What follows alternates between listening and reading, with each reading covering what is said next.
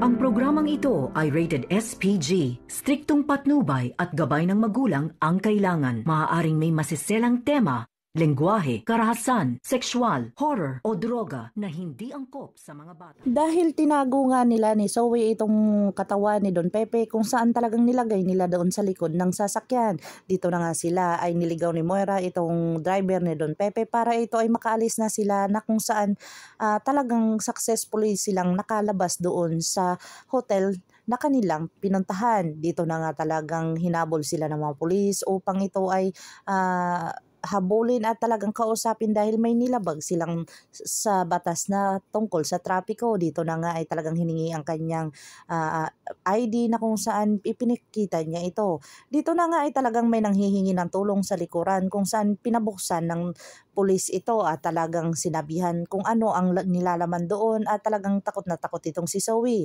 Dito na nga ay talagang porsigido talaga si Annalyn na makita ang kanyang lolo at dito na nagtatanong ng CCTV, talagang walang ipakapakita sa kanya dahil offline nga ito at talagang nasiplatan ni Annalyn ang mukha ni Balahadja na kung saan sinabi dito ni Regan na ay talagang ito yung pulis na kasabwat ni Moira.